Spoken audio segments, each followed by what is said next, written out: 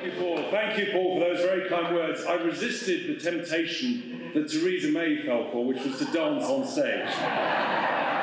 You may not have enjoyed it. Thank you for those kind words, and it's fantastic to see so many people here today for this, our first annual conference. Now, of course, some of you may be former comrades. You might be disaffected Tories who've popped along from down the road. You're all enormously welcome. You may be Brexiteers, you may have voted Remain. This is the future, and we're all now reformers.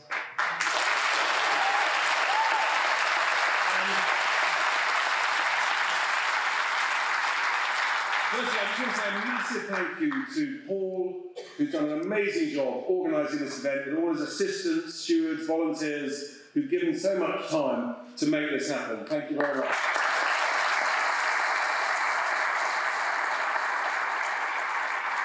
And a big thank you to David Gould for his huge support, his commitment, his expertise, his enthusiasm as my deputy. He really is fantastic.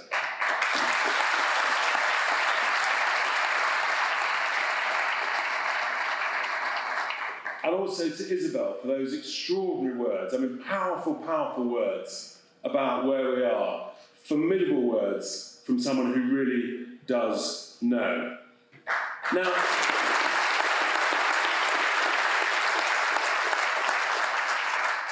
Manchester's very dear to my heart. I spent 3 years at university here, and maybe some more stories later. But what Paul didn't know when he booked this hotel, and it's the most extraordinary coincidence, is that 60 years ago, it was built by my grandfather. And I will admit, you may have some questions about the architecture. And as you can imagine, just before the opening night, there's always a bit of a rush, isn't there, with builders? You know, it's always a bit, will the paint be dry? Will the plaster have dried? And this was Manchester's biggest post-war development in the early 1960s. It was a big deal. So all the dignitaries are out for the opening night in this very room. Black tie do, chains, journalists come up from London, they're all there, and sure enough, it happened. The truth was, the paint wasn't dry, and nor was the plaster. And it started to literally to peel in. Anyway, my grandfather quite rightly adopted a slogan that I think is good for many politicians, which is that all PR is good PR.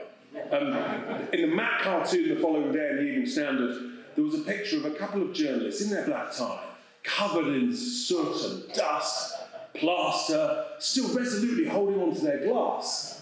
And one caption said to the other, I don't know what to put in the drinks around here, but I'll have another.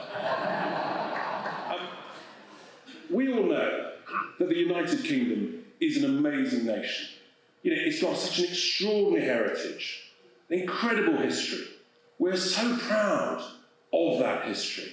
You know, we are patriotic, we love our country, and we are led by the inspiration of the Queen. When I think of Britain and the UK, I think of Churchill. I think of British values, known all around the world, of decency, of welcome, of hospitality, that sense of cricket and fair play. And we have so much potential to be unleashed after Brexit. I mean, goodness me, we know that it wasn't easy. We got there in the end. I've still got the scars on my back. But this amazing nation of ours, and it's all of ours, we are being let down. We are a nation of lions and lionesses, led literally by donkeys.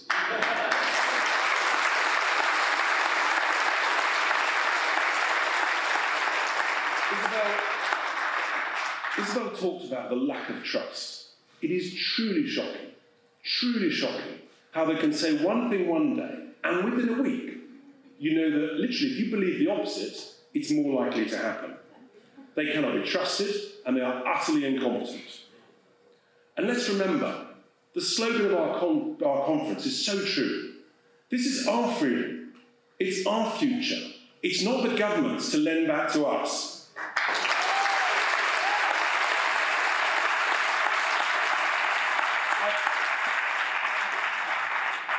You may have heard me rename the Conservatives. I now call them the Con-Socialists. And it's true, isn't it? Labour's got nowhere to go because the Con-Socialists are now the party of high tax, high regulation, nanny state, and all of that leads to low growth. And we didn't do Brexit for that. We didn't do Brexit to become a highly taxed, highly regulated, boring European social democracy. We did it to become a dynamic, bold, ambitious, lowly taxed, smartly regulated turbo of a nation that is the envy of the world.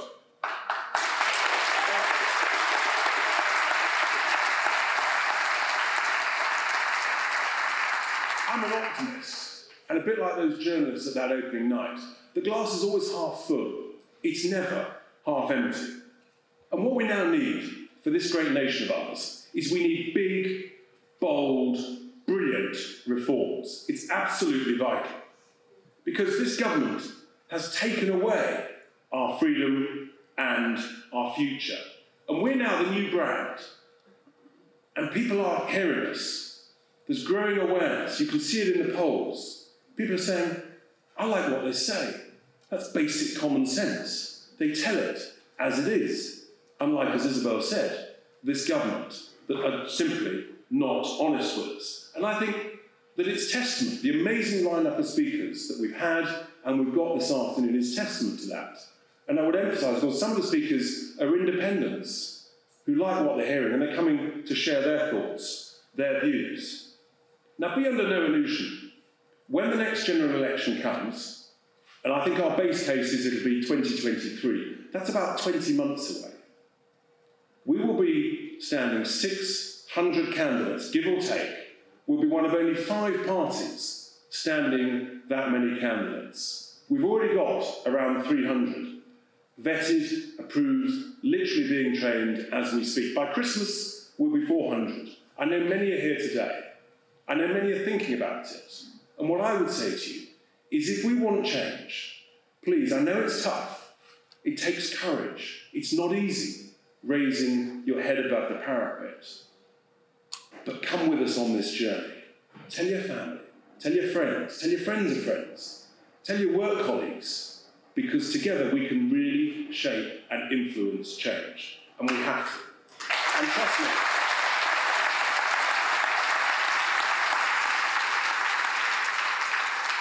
trust me, we are not standing down against these Con-Socialists anywhere.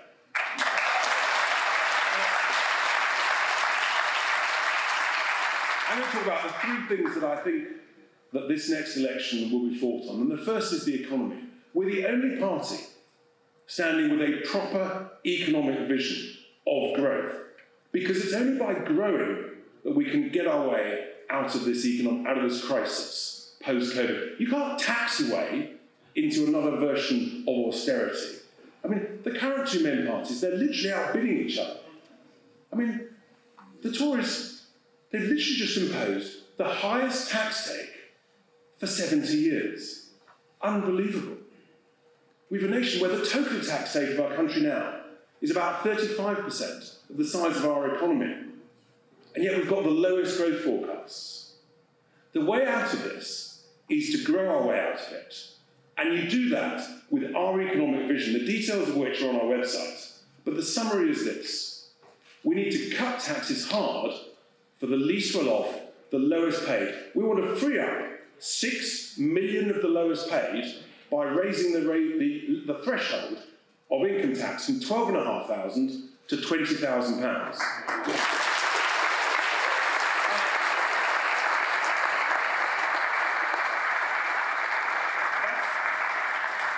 That's real money. That's almost £30 a week. That's almost £30 a week. That makes a real difference to families who are struggling with high energy bills, with inflation. What do the Tories want to do? Rishi wants to drag another million of the least well-off into paying income tax. I think that's morally reprehensible.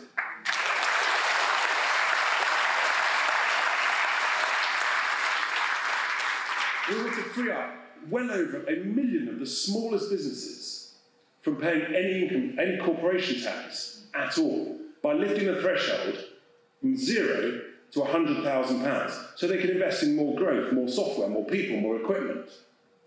Because you and I know that an individual or a small business owner will always spend £1 in their pocket and get more value, better value, more productivity than some bowler-hatted civil servant on your behalf when they're working from home.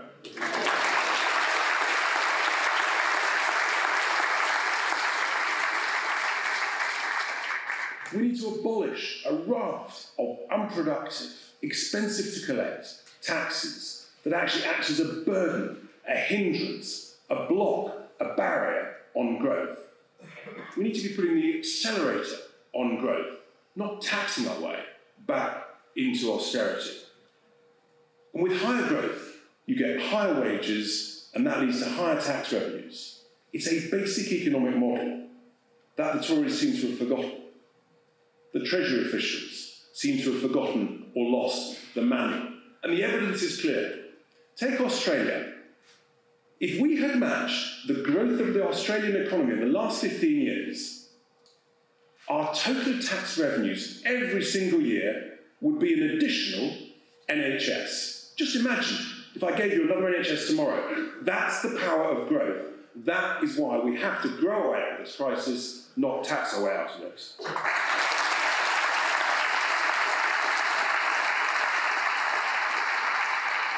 Whether you look at the US or Singapore, the evidence is clear. Lower taxes means higher growth. And we all know that, and yet we've got the longest tax code in the world. It's so long, at over 20,000 pages, our friends at HMRC have no idea how long it is.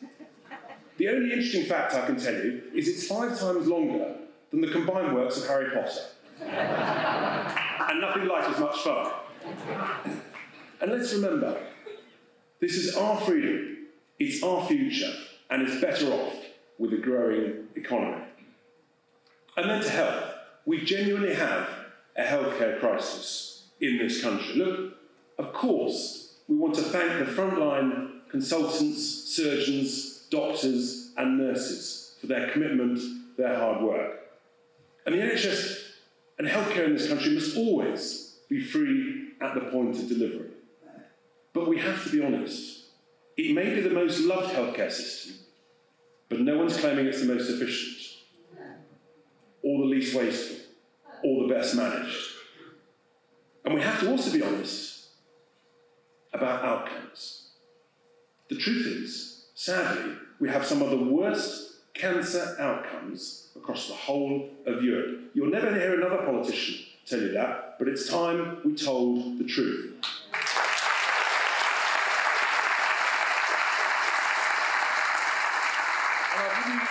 I'll give you a simple example of the waste, and it's a sad one to me personally. When my mother passed away just over 2 years ago, and she'd been on a cocktail of drugs and pills for a few months, and so there were still many left over, unopened, seals still intact.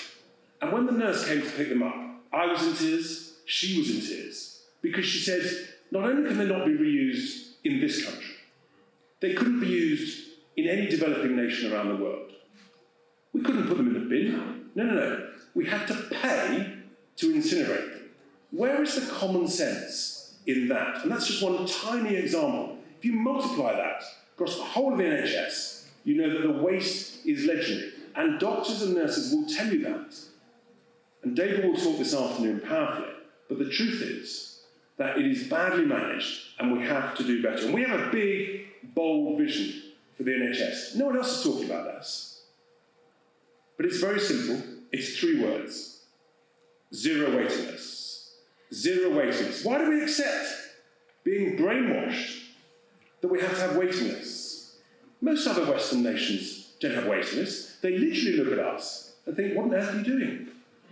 What on earth are you doing accepting 4, 6, 12 months to get an operation? We can get 0 waiting lists. David and I think we can get them in 18 months. What you've got to do, and David will talk about the details, you've got to put the patient in charge.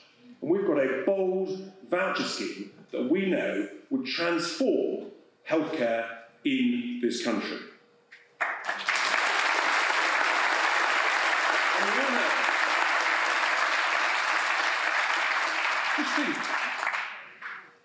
we had zero waiting lists, the benefit to people's mental being, our well-being, our productivity, our confidence would be fantastic. It really would. That brings me on to a rather topical subject, energy and the environment. Look, we all care about the environment. We all want cleaner air.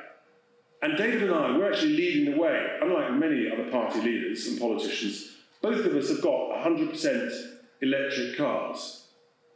And let's celebrate the success of what the UK has done in the last 30 years.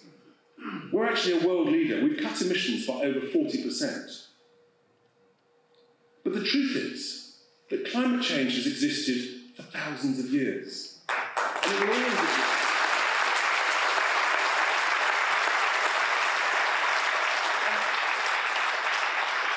It will exist for thousands more years. And there are multiple reasons for that, most of which actually the truth is we don't know that much about, and we can't do much about. But we can do things about man-made emissions, and we should do things about that. But we need to do it in a way that is strategic, that is affordable, and is proportionate. Now, this afternoon, Patrick will go into the detail, but let's be clear about the Tory policy. It is not net stupid. Sorry, it is not net zero. It is literally net stupid. It is net stupid.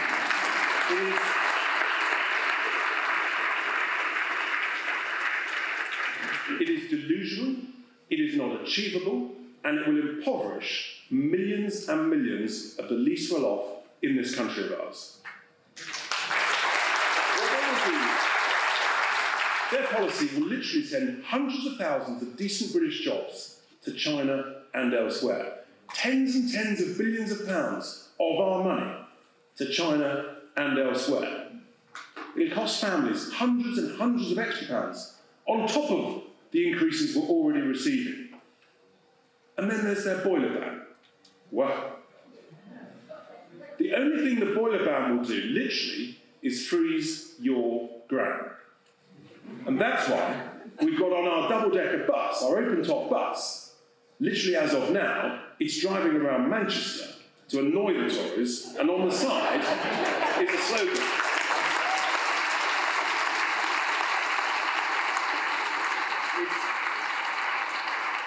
It's actually in today's Sunday Times in their diary piece. On the side is a nice slogan, and it says, "The Tory boiler ban will freeze your ground."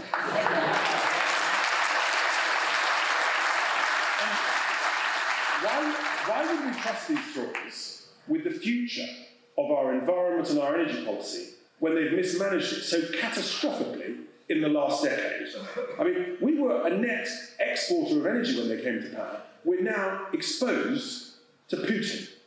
We're exposed to dodgy bits of electrical connectors in France.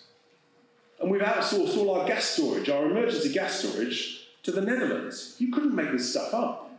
When at the same time, we've literally got over 50 years' worth of cheap, affordable, accessible energy literally under our feet. It's unbelievable. The Tories promised in 2017, in their manifesto, that they would create a shale gas industry in this country. And then at the first sign of a couple of smelly eco-bullies, they bottle it.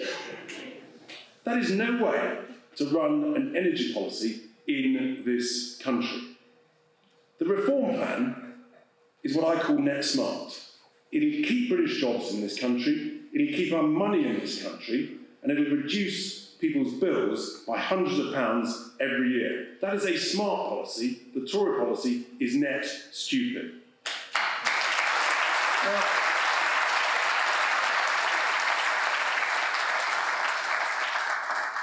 And there's a reason why our energy bills are so high. The Tories, they sold off all our utilities over decades. The majority of our utilities now are owned overseas. And what I discovered in recent research is that it looks like Chinese investors are the largest single owner of British utilities. And I think that is wrong. We are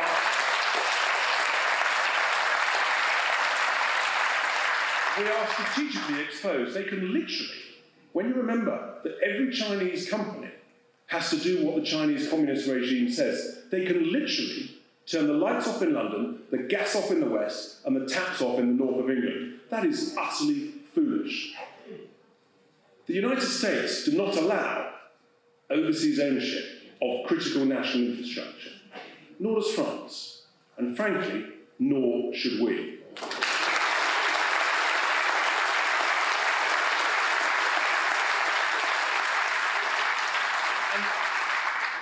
And some of these overseas investors, this Chinese investors, for example, they're making unbelievable returns. 20% a year on their money invested. Unbelievable returns at our expense.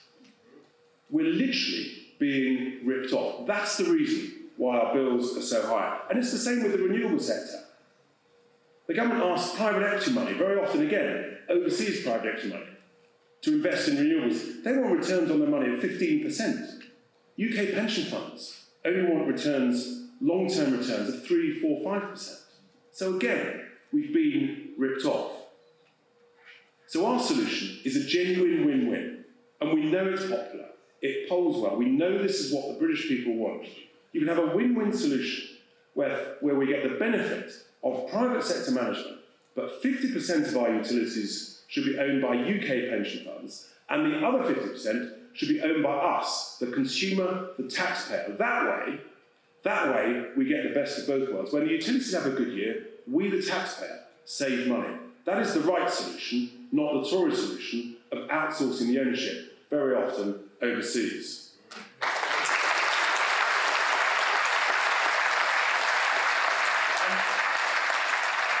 And don't let any Tory tell you we can't afford it. The government's balance sheet can afford it, easily afford it. They'd be buying assets, and they'd be literally earning money from day one. Isabel talked about, the damage that our children have had over this COVID crisis. The most number of school days lost, I think, almost anywhere in the world. University students ripped off, online degrees, no discounts, no compensation. It's unbelievable. We've got to reform the student loan system. Our plan is they should have zero interest as opposed to the very high interest of 4% they get at the moment. And instead of paying it back over 30 years, their student loans, they should pay it back over 45 years. That's a much fairer way. What does Rishi want to do? He wants to make students pay back more loans with that vast interest even faster. Again, targeting those who can least afford to pay. This is our children's future, it's our children's freedom, and it's not safe in the hands of the consocialists.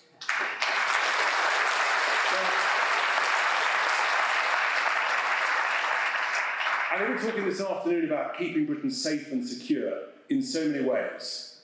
But I do want to touch on the amazing, brave, committed people, the men and women who serve in our armed forces. They are an inspiration to us all. And didn't they do us proud in the desperate, desperate times as we evacuated people who had helped us recently from Afghanistan?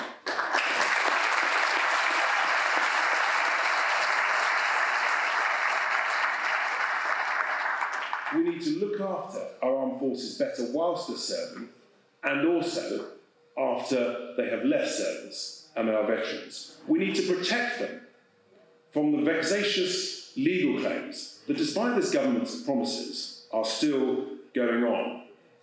And let's look at what the military have done for us just in the last 18 months. I mean, thank God for the military, because it was the military that organised the logistics for the Nightingale hospitals. It was the military that organised the logistics for the vaccine rollout. And now, with the fuel crisis, who do we turn to? The military. I think it's fair to say that their commitment, their skills, their hard work, their can-do attitude, rolling their sleeves up, getting a job done, frankly, is something that many civil servants could learn a great deal from, and they should get back to the office.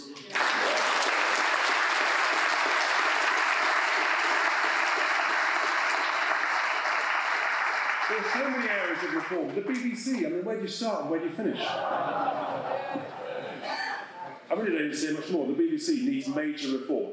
The House of Lords, well, If you thought Cameron and Theresa May had done a good job filling it with their friends, Boris Johnson has taken it to a whole new level. His brother, his personal donors, the mates who've won big contracts, the list goes on. Only last week, he stuffed in another big personal donor, and gave him ministerial appointments as well. You can literally buy peerages with Boris Johnson. The civil service. It used to be the envy of the world, but I don't think we can say that anymore. We know that it needs better leadership, stronger leadership. And we always focus on solutions to the problems that we face. And let's take, for example, the cladding scandal. I mean, it's a crisis that is affecting hundreds of thousands of leaseholders. Right.